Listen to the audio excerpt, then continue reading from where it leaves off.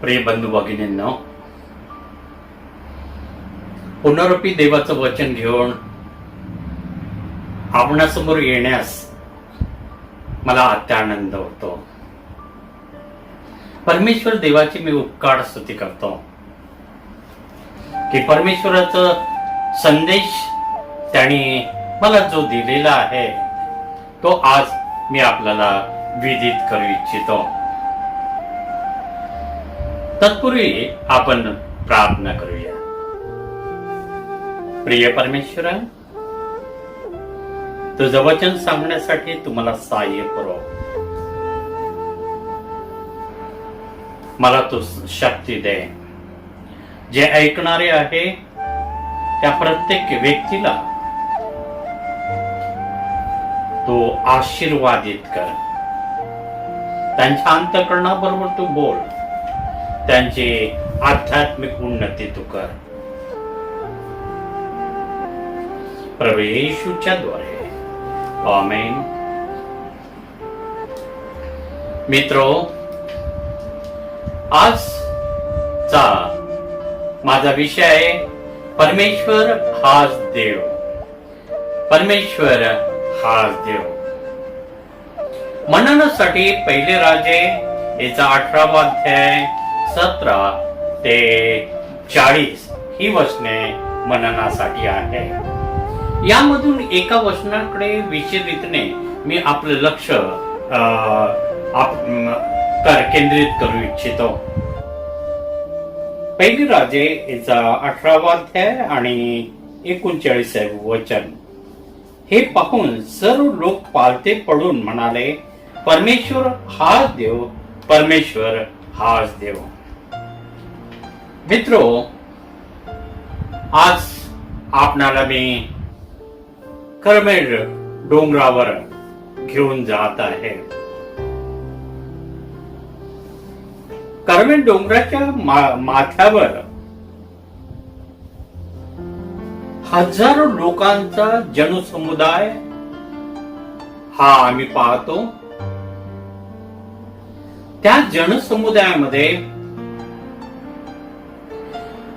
850 हे बाल देवाचे संदेष्टे आम्हाला दिसून येतात.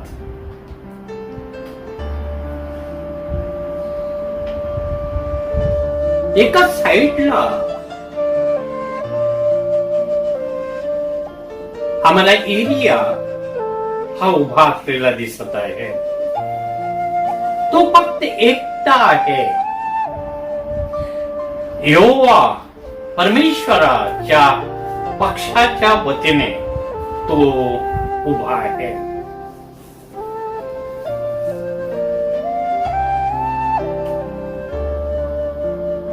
इस्रायल लोकांनी परमेश्वर जो जिवंत देव आहे त्याची भक्ती आराधना करणं सोडून दिलेलं आहे. ते बाल या देवताच्या मागे हे गेलेले आहे. त्याची पूजा अर्चा ते करत आहे. जो जिवंत परमेश्वर आहे त्या जिवंत परमेश्वराकडे त्यांनी पाठ फिरवलेली आहे. त्या परमेश्वराला ते पूर्ण रीतीने विसरून गेलेले आहे. ज्या परमेश्वराने सुखात दुःखात त्यांना मदत केली, सहाय्य पुरवलं, त्या परमेश्वराला हे लोक विसरलेले आहे. ज्यावेळेस परमेश्वराला इस्रायल लोक विसरतात त्यावेळेस त्याचे परिणाम सुद्धा आम्ही पाहत आलेले आहोत. या ठिकाणी परिणाम हा झाला की 3.5 वर्ष मोठ्या प्रमाणात दुष्काळ पडला. सर्व लोकांना त्याची झळ पोचली. परमेश्वराचा क्रोध हा त्यांच्यावर आला. ज्या बाल या देवताची ते आराधना करत होते, तो बाल देवत हा पाऊस देणारा परमेश्वर आहे असा त्यांचा विश्वास होता. पण तो बाल देवत हा त्यांना पाऊस देऊ शकला नाही. तो त्यामध्ये अपयशी ठरला. बाल या शब्दाचा अर्थ आहे आशीर्वादाचा प्रभू.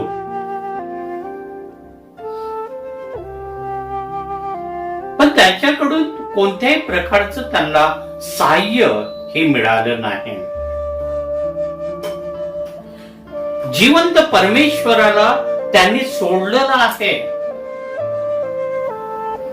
त्या जिवंत परमेश्वराबद्दल त्यांना माहिती अनेक लोकांना नव्हती. जी नवीन पिढी होती त्यांना त्याची माहिती नव्हती की तो जिवंत परमेश्वर कोण आहे, कसा आहे, या संदर्भामध्ये त्यांना कोणत्याही प्रकारची माहिती नव्हती.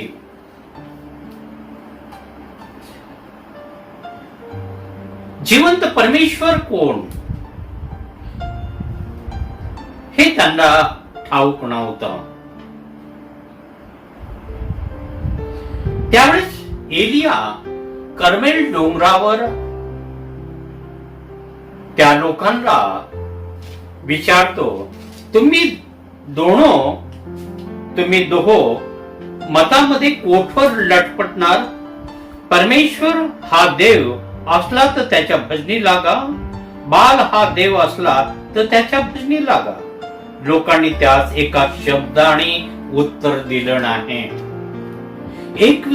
पहिले राजे 18वा अध्याय आणि 21व्या वचनामध्ये हे आपण पाहतो. स्पष्टरीतीने एलियाने त्यांच्या समोर ही भूमिका मांडलेली आहे. तुम्ही दोन्ही मतामध्ये कोठवर लटपटणार आहे? म्हणजे दोन्हीकडे तुमचे हात, हे अयोग्य आहे ना. जर परमेश्वर हा जर जिवंत परमेश्वर असेल तर त्याची भजनी लागा, आणि जर बाल देव हा जर देव असेल तर त्याच्या भजनी लागा. अगदी स्पष्ट रीतीची भूमिका एलिया हा त्यांच्या समोर ठेवतो. इस्रायल लोक यहोवा देवाला पूर्ण रीतीने विसरलेले होते. फक्त एक धार्मिक विचारानेच ख्रिस्ती धर्म पाळणारे लाखो व्यक्ती आम्हाला आज या भूतलावर पाहाव्यास मिळतात. त्यांची परिस्थिती या कर्मेल डोंगरावरच्या लोकांसारखीच आहे. कारण अनेक लोक एक धर्म या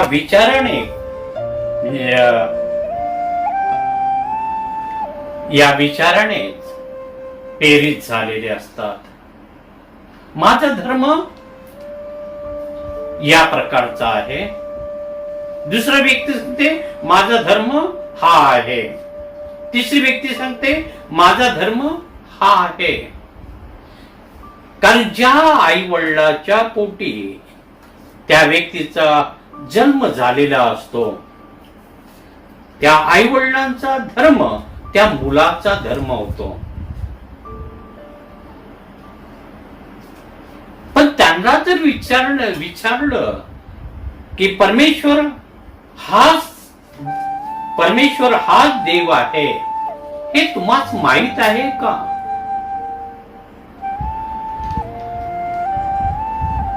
त्याचा प्रश्न असणार, परमेश्वर कोण अनेक व्यक्तीचे नाव ते घेतील, त्यामधील कोणता परमेश्वर?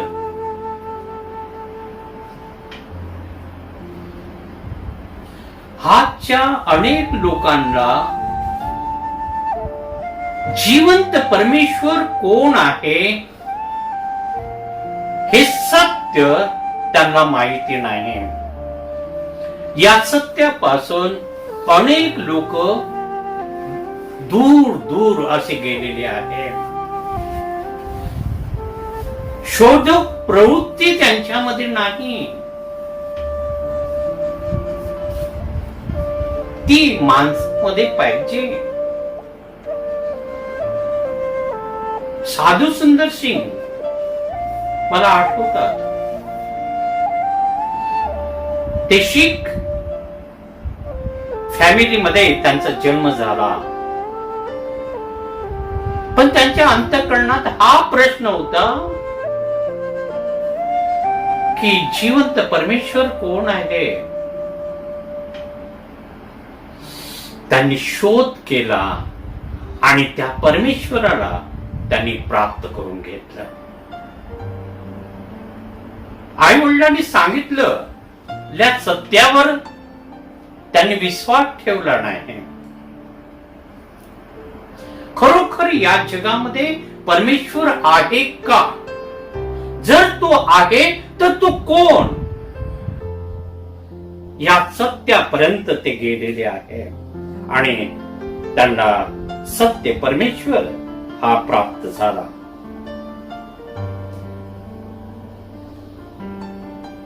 हीच बाप एलिया या ठिकाणी त्या कर्मेल डोंगरावर विधित करत आहे. बाल देव जर हा खरा देव असेल तर त्याच्या भजनी लागाव. परमेश्वर हा जर देव खरा असेल तर त्याच्या भजनी लागा. निर्णय हा आपला आहे. आपल्याला निर्णय घ्यायचा आहे. परंतु त्या कर्मेल डोंगरावर शांतता पसरलेली आहे. कोणी व्यक्ती उत्तर देऊ शकलं नाही, कारण कोणालाच काही माहिती नव्हतं की बाल देव हा खरा का यहोवा देव हा खरा. काय उत्तर द्यावं त्यांना समजलं नाही आणि त्यामुळे ते शांत होते. मित्रो, परमेश्वर हा देव आहे हे लोकांना कसं समजलं? हा माझा प्रश्न हा आहे. तो प्रश्न मी आपल्या समोर ठेवू इच्छित आहे. या प्रश्नाचं उत्तर आपल्याला शोधायचं आहे. आपण सर्व मिळून या प्रश्नाचं उत्तर आज शोधणार आहोत. परमेश्वर हा देव आहे हे लोकांना कसं समजलं? ज्या लोकांना ही बाब माहिती नव्हती, परमेश्वर हाच देव आहे, त्या लोकांची खात्री एलियाने कशी केली? जर आम्हाला हे सत्य जर माहिती नसेल, परमेश्वर हाच देव आहे, तर आम्ही विशेष रीतीने या गोष्टी पुढच्या गोष्टीकडे विशेष रीतीने लक्ष देऊया. एलियाने कोणत्या रीतीने परमेश्वर हाच देव आहे हे प्रगट केलेलं आहे. त्यासाठी आपण काही वचने वाचूया. 18व्या अध्यायामधील 23, 24 व 38 व 39 ही वचने आपण वाचूया. आम्हास 2 गोरे द्यावे, त्यांनी आपल्यासाठी वाटेल तो गोरा घ्यावा. त्याचे त्यांनी कापून तुकडे करावे आणि ते इंधनांवर रचावे. पण त्यास अग्नी लावू नये.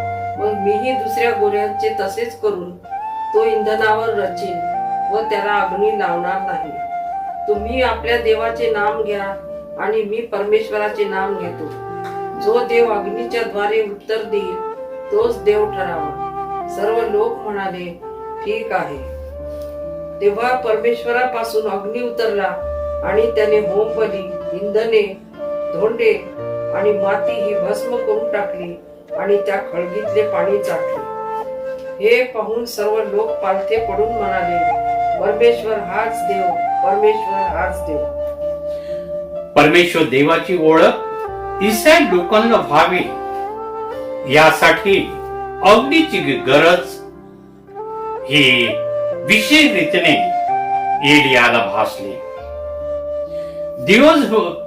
दिवसभर आरडाओरड करून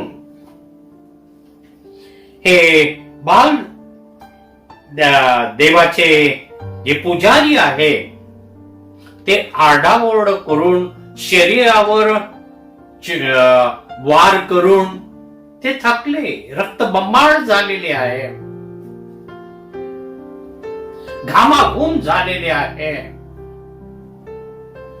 परंतु आकाशातून अग्नी हा आला नाही आणि त्यांचं जे अर्पण होत ते जळ भस्म असं झालं नाही. त्यावेळेस एलिया हा पुढे येतो. एलियाने प्रार्थना केली व देवाने अग्नीने आपले गौरव, पावित्र्य व व्यक्तित्व त्याने दाखवले. देवाने स्वतःची ओळख अग्नीने करून दिलेली आहे. मित्र, पवित्र शास्त्राचा जर आम्ही अभ्यास करतो तर पवित्र शास्त्रामध्ये अग्नीच्या द्वारे अनेक वेळेस परमेश्वराचं दर्शन हे झालेलं आहे, हे आम्ही पाहतो. आणि पवित्र शास्त्रामध्ये याचे अनेक उदाहरणं आहेत. आज मी आपल्याला होमवर्क देत आहे. पवित्र शास्त्रामध्ये अग्नीच्या द्वारे परमेश्वराने जे दर्शन दिलेले आहे त्या दर्शनाच्या बद्दल कोण व्यक्तीला त्याने दर्शन दिलेले आहे ते आपण शोधायचे आहे. कर्मेल डोंगराच्या घडलेल्या घटनेकडे यावेळेस आपण वळूया. तेव्हा परमेश्वरापासून अग्नी उतरला आणि त्याने होम बली, इंधने, धोंडे आणि खळगीतले पाणी साठले. पहिले राज्य 18 आणि 38 या वचनामध्ये ही बाब विदित केलेली आहे. तेव्हा परमेश्वरापासून अग्नी उतरला. कर्मेल डोंगरावर देवाने स्वतःला प्रगट केले. हा अग्नी केव्हा उतरला या प्रश्नाचे उत्तराने देवाने आपल्याला केव्हा प्रगट केले, त्याच्या अटी कोणत्या हे समजून घेणे गरजेचे आहे. जिवंत देव कोण आहे हे आपल्याला किती जणाला ठाऊक आहे? जिवंत देवाची ओळख आपणास झालेली आहे का? देवाने स्वतःला प्रगट करावे यासाठी कोणत्या अटी पूर्ण झाल्या पाहिजे? परमेश्वराचं आम्हाला दर्शन हे पाहिजे आहे. मित्र, त्यासाठी काही अटी आहे. त्या अटीची आम्हाला पूर्णता प्रथम करावी लागेल. त्यानंतर परमेश्वराचं दर्शन आम्हाला होईल, तो आम्हाला प्रगट होईल. त्यासाठी 5 अटी आहे. त्या 5 अटीच एलियाने पूर्णता केली आणि त्यामुळे परमेश्वराचं गौरव त्या ठिकाणी प्रगट झाला. अग्नीच्या द्वारे परमेश्वर हा प्रगटला, तो प्रगट झाला. परमेश्वर प्रगट व्हावा असं आम्हाला वाटते. ज्या व्यक्तीला परमेश्वर प्रगट व्हावा असं वाटत असेल तर त्यांनी पुढील 5 अटीची पूर्णता करावी.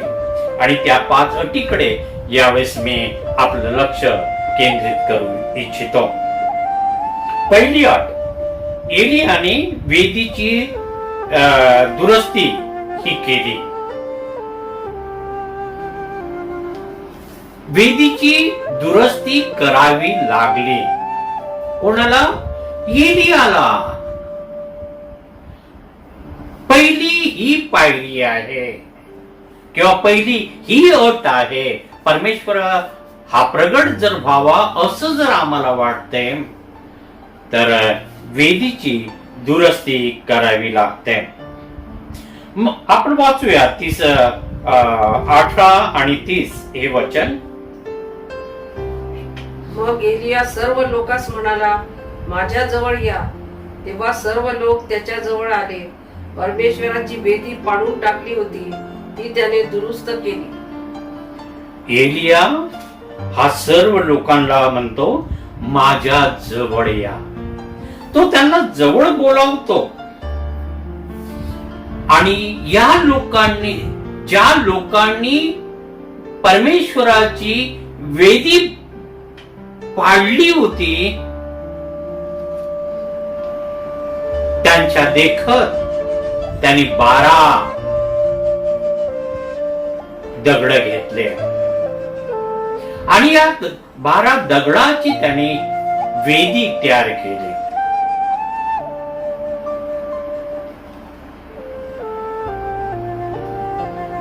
आणि इस्रायल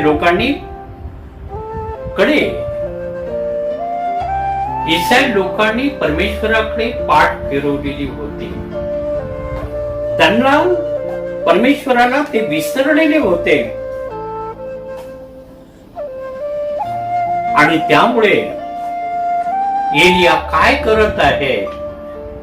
त्यांनी 12 दगड कशासाठी घेतले? ते इस्रायलचे 12 वंशाचे ते दर्शक म्हणून ते दगड होते. आणि त्याची त्याने वेदी ही तयार केली. परमेश्वराकडे वळणे किंवा परमेश्वराकडे जाणे म्हणजे एका दिशेला आम्ही जात असताना आम्ही टर्न होतो आणि दुसऱ्या दिशेकडे आम्ही जाऊ लागतो. त्यावेळेस जी क्रिया होते तिला पश्चाताप म्हणतात. आम्ही आमच्या स्वइच्छेने शैतानाच्या मार्गाने जात असतो. आणि जात असताना याची जाणीव होते की मी पापी आहे, मी अयोग्य मार्गाने जात आहे. आणि पश्चातापी होऊन आम्ही टर्न होतो. त्यावेळेस आम्ही पश्चातापी होतो. विरुद्ध दिशेने आम्ही प्रवास करू लागतो.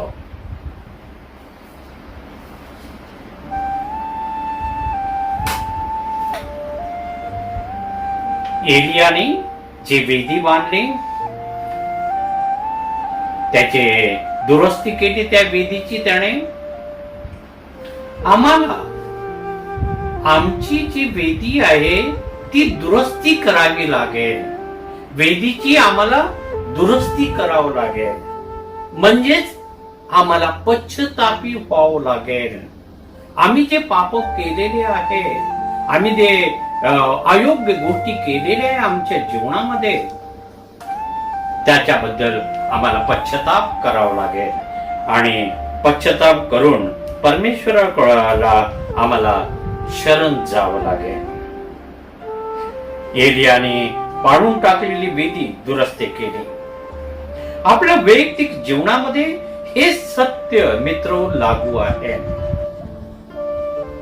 आपल्या मनाच्या सिंहासनावर आज कोण विराजमान आहे?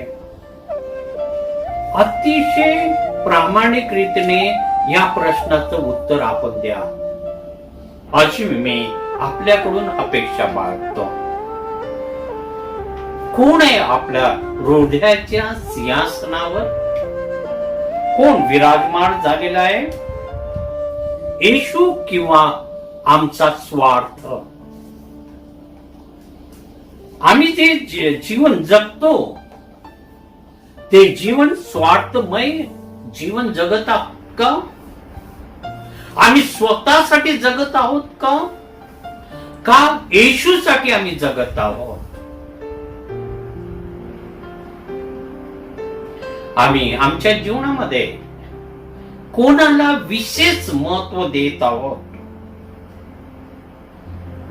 एखाद्या व्यक्तीला आमच्या हृदयामध्ये महत्वपूर्ण आम्ही स्थान दिलेलं आहे का? ती व्यक्ती आमच्या हृदयामध्ये आहे का?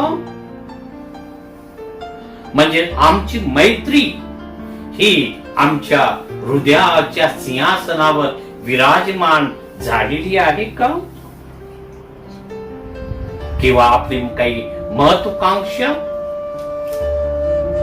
पैसा, शिक्षण किंवा दुसऱ्या कशाचा तरी लोभ आपल्या अंतःकरणात आहे का?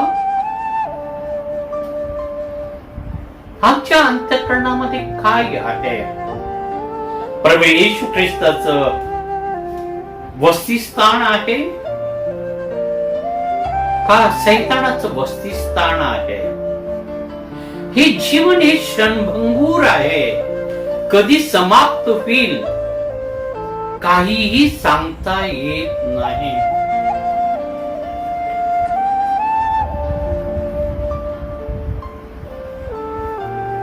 आमचे मित्र ख्रिस्त भाषिक अनिल काकडे हे मध्यंतरी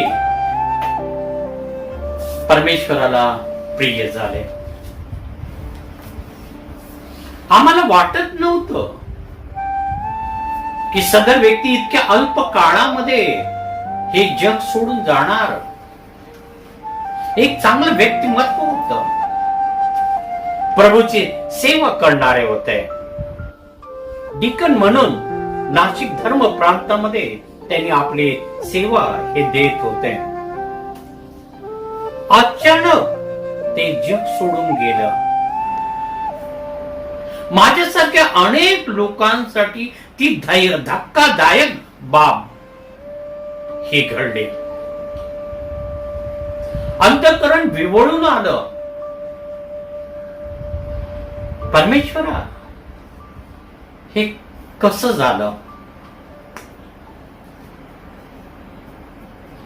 जीवन हे आमच्या हातामध्ये नाही आणि त्यामुळे आज या प्रश्नाचं आम्हाला उत्तर परमेश्वराच द्यायचं आहे की आमच्या हृदयाच्या सिंहासनावर येशू विराजमान आहे का आमचा स्वार्थ हा विराजमान आहे? याचं उत्तर देणं हे अत्यावश्यक असे आहे. जर आमचा स्वार्थ असेल आम्हाला निश्चित पश्चाताप करावा लागेल. आमच्या वेदीची आम्हाला निश्चित रीतीने दुरुस्ती करावं लागेल आणि ती सुद्धा ताबडतोब. जर परमेश्वर दर्शन आम्हाला हवं आहे, परमेश्वराने प्रगट व्हावं असं जर आम्हाला वाटत असेल तर ही बाब करणं आमच्यासाठी अत्यावश्यक आहे. दुसरी अट, होम बली वेदीवर ठेवावा लागला.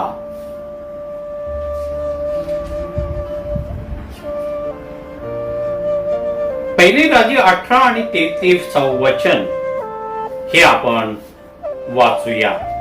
33 वचन. त्याने वेदीवर इंधने ठेवली आणि गोरा कापून व तुकडे करून ते इंधनावर रचले. मग तो म्हणाला, 4 घागरी पाणी भरून होमबलीवर व इंधनावर होता.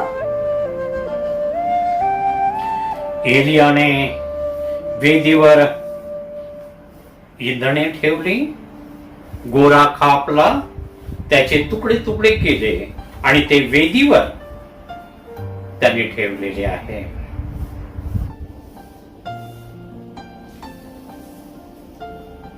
आम्ही आमच्या वेदीवर देवाला काय अर्पण केलेलं आहे? मी स्वतःला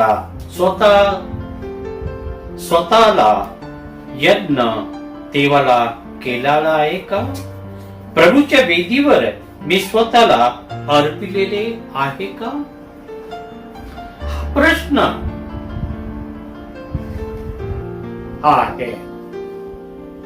प्रभूच्या वेदीवर मी स्वतःला अर्पिलेले आहे का?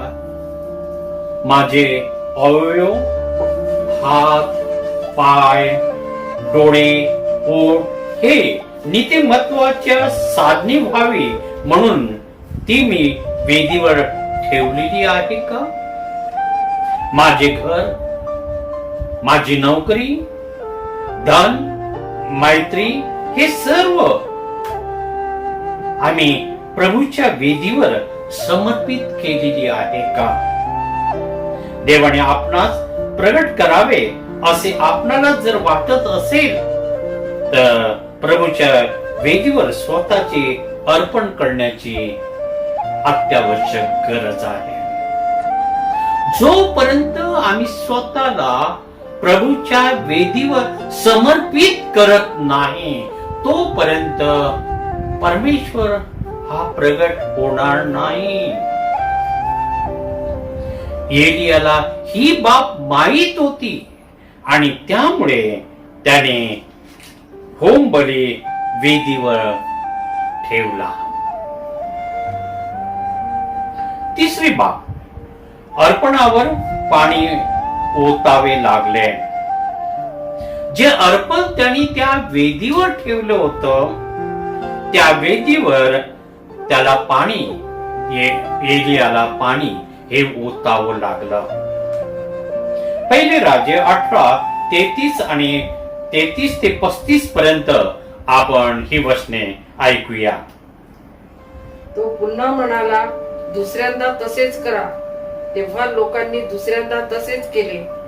तो म्हणाला, तिसऱ्यांदा तसेच करा. आणि त्यांनी तिसऱ्यांदा तसेच केले. पाणी वेदीवरून सभोवार वाहिले आणि ती खळगी पाण्याने भरली. बाल देवताचे जे संदेष्टे होते हे खोटे चिन्हे दाखवून लोकांची फसवणूक करून ते वेगवेगळ्या स्वार्थ साधत होते. लोकांची ते फसवणूक करत होते. हे एलियाला चांगल्या रीतीने ठाऊक होतं आणि त्यामुळे ती फसवणूक कीच्या वाटेने मी जात नाही हे लोकांना कळावं. जो अगदी स्वर्गातून उतरणार आहे त्यामध्ये लबाडी नाही आहे हे लोकांना स्पष्टपणे प्रगट व्हावं म्हणून तो वेदीवर किंवा अर्पणावर तो पाणी ओततो. लबाडी एलियाला नको होती आणि त्यामुळे त्याने 12 घागरी पाणी त्या अर्पणावर त्यांनी ओतलं.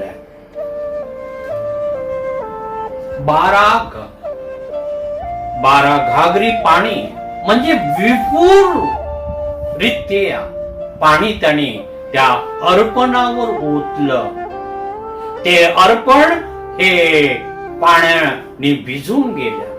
ती वेदी पाण्याने भिजून गेली. आजूबाजूचा एरिया सुद्धा पाण्याने भिजला होता. कारण त्याला हे प्रगट करायचं होतं की लबाडीचा उपयोग हा मी करत नाही. आज अनेक जण लबाडीचा उपयोग करतात. अनेक वेळेस लोकांसमोर एक भव्य दिव्य असं इमारत हे दिसते. वाद्यवादक ग्रुप हा आम्हाला दिसतो. गीत गायन समूह आम्हाला दिसतो. विद्यापीठाच्या डिग्र्या असलेले लोक आम्हाला दिसतात. मोठमोठे मोहक रीतीचे वक्तृत्व असलेले लोक आम्हाला दिसतात. भव्य मेळा जमाव सामाजिक कार्य या गोष्टीकडे लोकांचे लक्ष काही लोक केंद्रित करतात. प्रश्न हा उत्पन्न होतो, आम्ही मोठमोठ्या सुंदर डिझाईन असलेल्या इमारतीमध्ये जाणं पसंत करतो. त्या ठिकाणी पदवीधर झालेले किंवा उच्च शिक्षित झालेले अनेक लोक असतात. त्यांचा सहवास आम्हाला पाहिजे असतो. जे गायन वादन करणारा समूह आहे त्यांच्या मुखातून निघालेले गीताचे बोल आम्ही ऐकू इच्छितो. काहीतरी आम्हाला पाहिजे असते.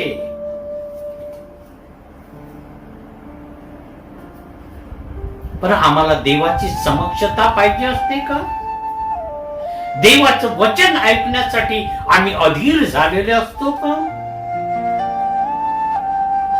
परमेश्वराने आम्हाला आमच्या बरोबर बोलावं असं आम्हाला वाटते का? उलट अनेक वेळेस आम्ही बोलतो 10-15 मिनिटाचा संदेश असावा. माझा हा प्रश्न आहे, 10-15 मिनिटांमध्ये परिवर्तन हे होऊ शकते?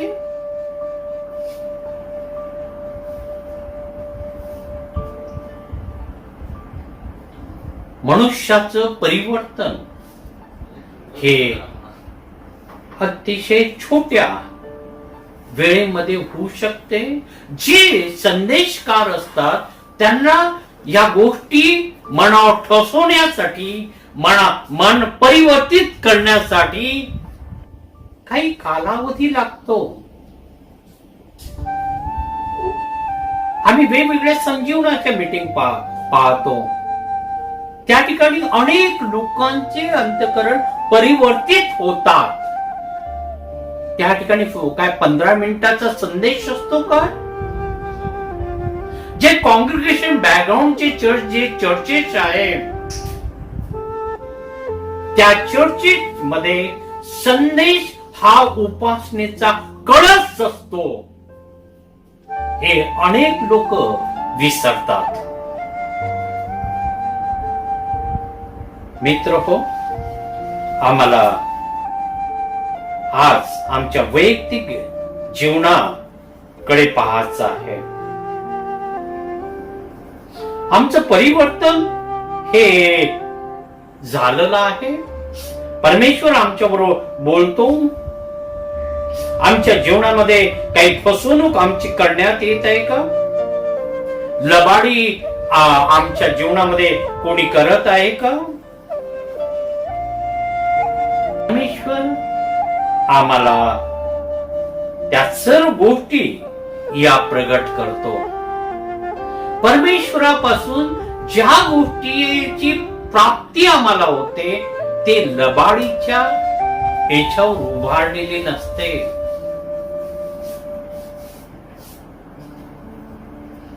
जे काही मिळते ते सत्य आशीर्वाद आम्हाला मिळतो. चौथी पायरी प्रार्थना करावी लागली. पहिली राजे 18 अध्याय 36 आणि 37 हे 2 वचने आपण ऐकूया. संध्याकाळच्या यज्ञसमयी एलिया संदेष्टा पुढे होऊन म्हणाला, हे परमेश्वरा, अब्राम, इसाक व इस्रायल यांच्या देवा, इस्रायलामध्ये तूच देव आहेस. मी तुझा सेवक आहे आणि मी ह्या सर्व गोष्टी तुझ्याच आज्ञेने केल्या आहेत. हे सर्वांस विदित कर. हे परमेश्वरा, ऐक, माझी विनंती ऐक. हे परमेश्वरा, तूच देव आहेस आणि तूच यांची हृदय परांगमुख केली आहेस, याची या लोकांस जाणीव होऊ दे. एलिया प्रार्थनाशील मनुष्य होता. त्याला प्रार्थना करण्याची सवय होती. देवाने स्वतःला प्रगट करावे यासाठी तो या ठिकाणी प्रार्थना करतो. देवाने स्वतःला या ठिकाणी प्रगट करावं यासाठी तो प्रार्थना करतो. इतकेच नव्हे तर परमेश्वर हाच देव आहे हे लोकांना समजावं, याची जाणीव व्हावी यासाठी तो प्रार्थना करतो. येशू ख्रिस्ताने आपल्या शिष्यांना प्रार्थना करायला शिकवलेला आहे. आम्ही प्रति रविवारी प्रभूने शिकवलेली प्रार्थना ही म्हणत असतो. चांगली बाब आहे. परंतु मध्यस्थीची प्रार्थना जर करायला कोणत्या व्यक्तीला सांगितलं तर काही व्यक्तींना प्रार्थना करता येत नाही. ही खेदजनक बाब आहे. जर आम्ही देवाचे मुलं आणि मुली आहोत तर आम्हाला प्रार्थना देवाबरोबर करणं का शक्य होत नाही? आम्ही मित्रांबरोबर तासन तास गप्पा करतो तर परमेश्वराबरोबर आम्ही का बोलू शकत नाही?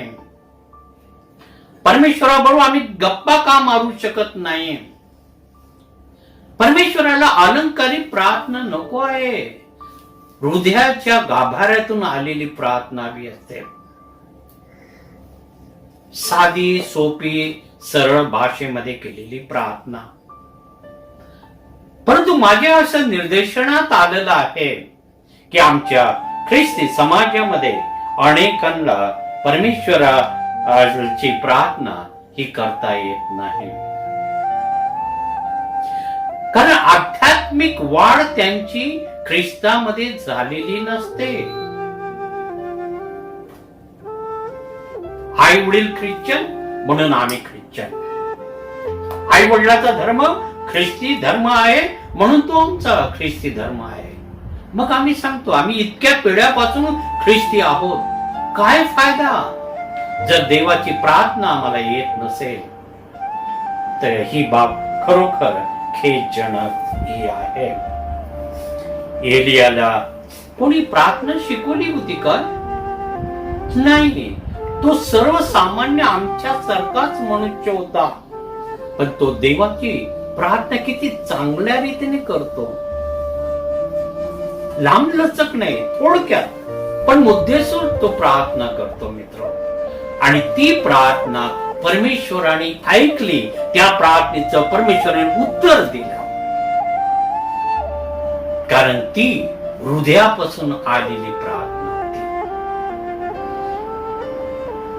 पाचवी आणि शेवटची बाब, मनातील हेतू शुद्ध असावे लागते. परमेश्वराने प्रगट जर व्हावं असं जर आम्हाला वाटतंय तर आमच्या मनातील विचार, मनातील हेतू हा आमचा शुद्ध असावा लागतो.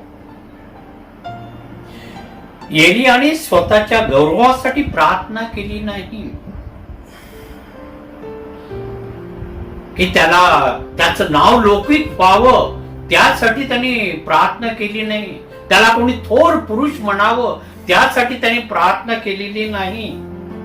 मी तुझा सेवक आहे व या सर्व गोष्टी तुझ्या आज्ञेस केले आहे, हे सर्वांच विधित कर. मी तुझा सेवक आहे. आणि दुसरी बाब, या सर्व गोष्टी तुझ्या आज्ञेप्रमाणे मी केल्या. आणि तिसरी बाब, हे सर्व लोकांना तू विदित कर.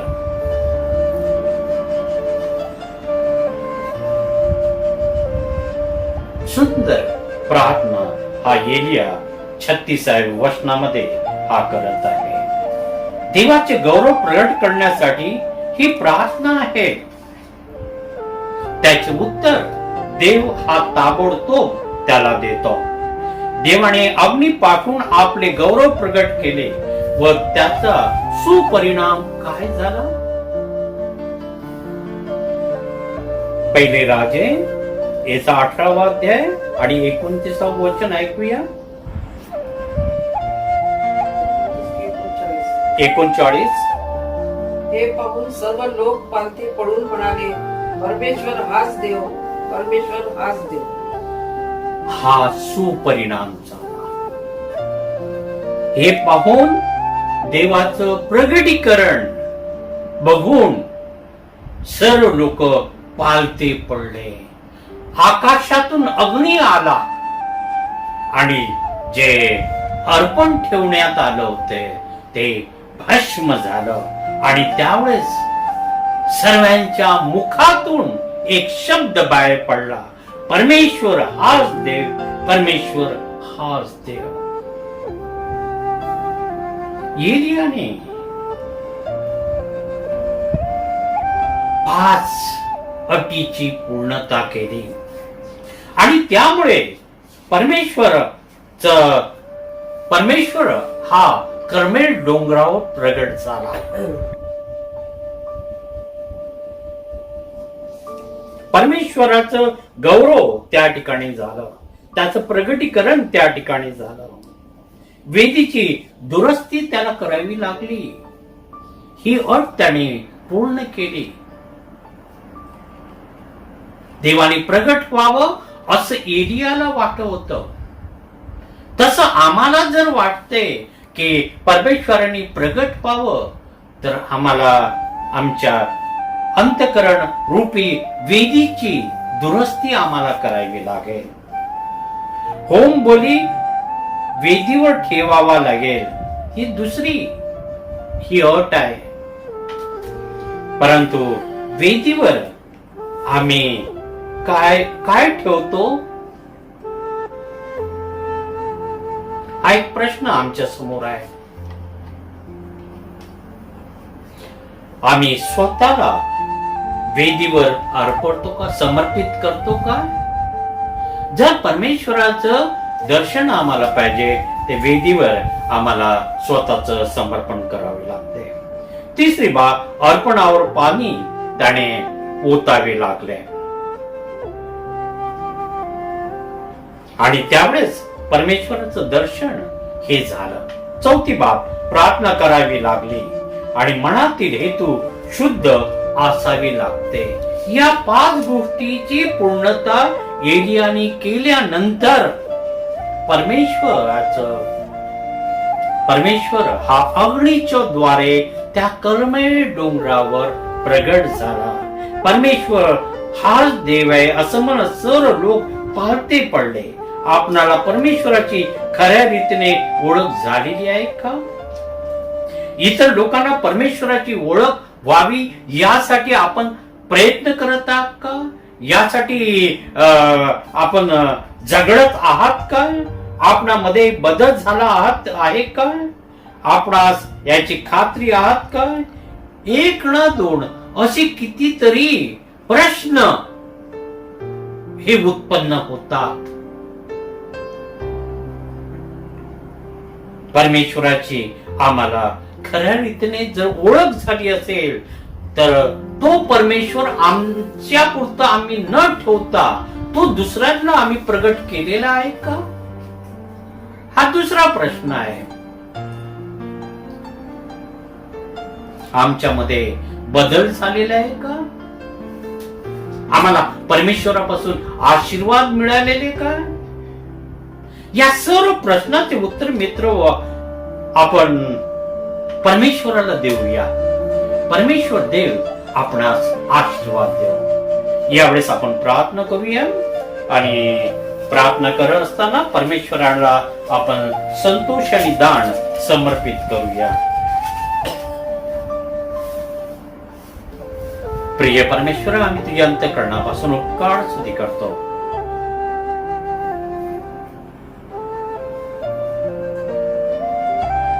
कर्मेल डोंगरावर तू अग्नीच्या द्वारे प्रगट झाला.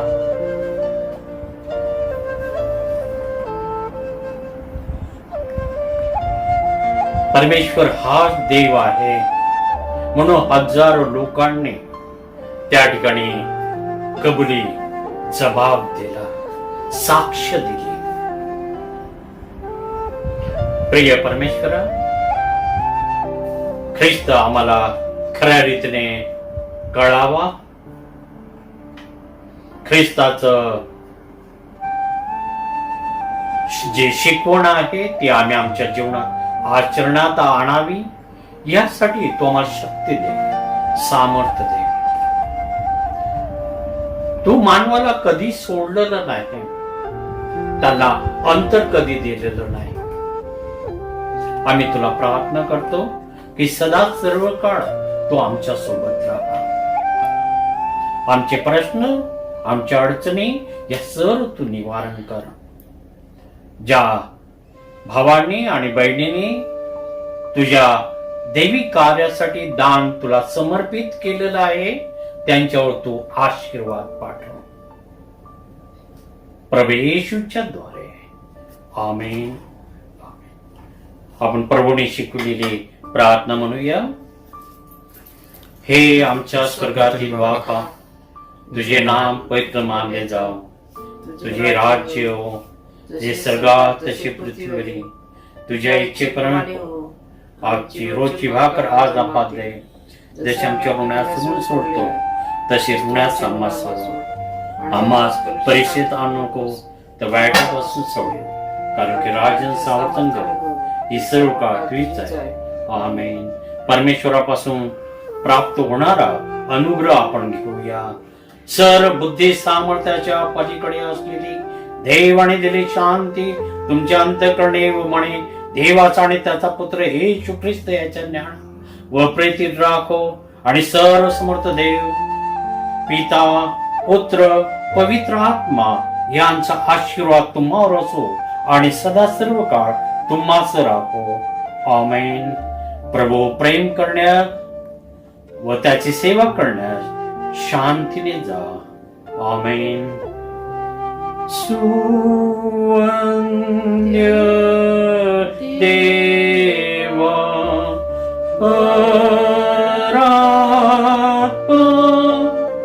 स्तोवा होत्याला खालीवा तो पुत्र आत्मा त्रिक्याला द्या